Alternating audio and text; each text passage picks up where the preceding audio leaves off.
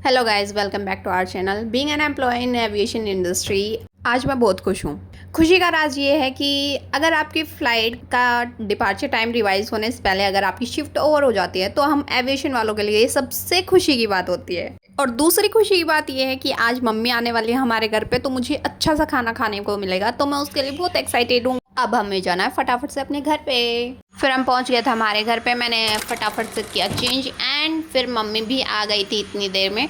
और मम्मी को पीनी थी चाय, तो चलो दीदी के पास चाय बनवाते हैं उनसे। लेकिन ये क्या, दीदी तो मक्का छीलने में बिजी हैं। मतलब आज भुट्टा खाने को मिलेगा। वाओ, एक तो मौसम इतना अच्छा हो रखा है और ऊपर से भुट्टा खाने को मिलेगा। आज तो दिन ही बन गया मेरा। और इस चाय की जो खुशबू आ रही थी, मतलब भाई साहब इतना अच्छा। इसके साथ पकोड़े और हो जाते हैं, मज़ा आ जाता। लेकिन अगर मैं पकोड़े खा लेते तो फिर मेरे पेट में जगह नहीं होती कि मैं खाना खा लूँ। और मुझे आज खाना था मम्मी के हाथ का खाना। और इस मौसम में जो ये फ्रेश फ्रेश मक्का आई हुई है ना मार्केट में, इनका टेस्ट ही अलग है। मतलब जो स्टोर की मक्का होते हैं ना, उनसे काफ़ी बेटर होता है इनका टेस्ट। और जब तक भुट्टा रेडी होता है हम चलते हैं मम्मी के पास। लेकिन ये क्या, मम्मी तो फ़ोन में लगी हुई थी, लेकिन बाद में मैंने जब देखा तो ये हमारा ही ब्लॉग देख रही थी। फिर दीदी ने मुझे आवाज़ दी कि चाय बन गई है, आजा। जब तक मैं चाय लेके रूम में आई तब तक दीदी भी पीछे पीछे आएगी और बोली कि ले तेरा भुट्टा भी रेडी है, खा ले। और गाइस फिर हमने इंजॉय किया हमारा भुट्टा। और मुझे भुट्टा इतना पसंद आया कि मैं दीदी का छीन के भी खा गई थी, लेकिन मैंने ईमानदारी से वापस कर दिया। मैंने चिटिंग नहीं की कुछ भी, सिर्फ थोड़ा सा खाया था। चाय पीने के बाद मम्मी कर रही थी किचन में काम, और रात का खाना भी बनाना था, तो इतना लेट हो चुका था कि हमें फटाफट से काम करना था। और मैं जा रही थी मम्मी के पास टाइम पास करने के लिए। लेकिन ये क्या, ये टाइम पास तो मुझ पे भारी पड़ गया था। मम्मी बोली कि यहाँ पर टाइम पास मत कर, काम कर ले फटाफट।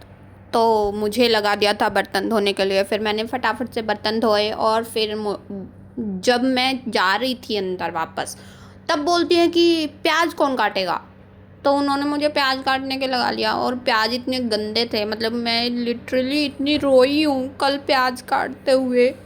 फिर मैंने फटाफट से अपना फेस वॉश किया और फिर मैं चली गई थी अपने रूम में, चुपचाप बैठ गई थी। फिर कोई टाइम पास नहीं कर रहा था मैंने, क्योंकि मुझे पता चल गया था अगर मैं टाइम पास करने फिर से किचन में गई तो मुझे काम पे लगा दिया जाए। और मेरे साथ वही हुआ। मैं आई किचन में और मुझे रोटी पर घी लगाने के लिए बोल दिया यार। मतलब आज सारा काम मेरे से करवा लिया इन्होंने। फिर हो गया था हमारा खाना रेडी और हम इंजॉय करके खा रहे थे। खाने में क्या क्या था वो मैं बता देती हूँ। सैलेड में था हमारे पास खीरे, पीने के लिए था हमारे पास लस्सी, जो कि हम मतलब दिन हो या रात हो हम लस्सी ही पीते हैं। फिर था रोटी और ये चटनी बनाई थी, पता नहीं किस चीज़ की चटनी थी, मुझे नहीं पता।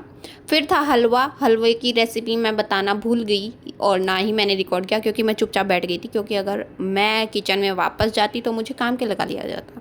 फिर थे आलू और बीन्स की सब्जी, जो कि मुझे कतई पसंद नहीं है। लेकिन जो चटनी बनाई थी, वाओ क्या कहना उस चटनी का। मज़ा आ गया आज तो खाने में। खाना खा के मैंने मम्मी के हाथ पे मेहंदी लगाई, जो कि मुझे लगाने नहीं आती है। मुझे मेहंदी लगानी नहीं आती है सच में, लेकिन मैंने थोड़ा सा कुछ एक फूल टाइप का बना दिया उनके हाथ पे। फिर हम लोगों ने की पापा से बात और हम गए सोने के लिए।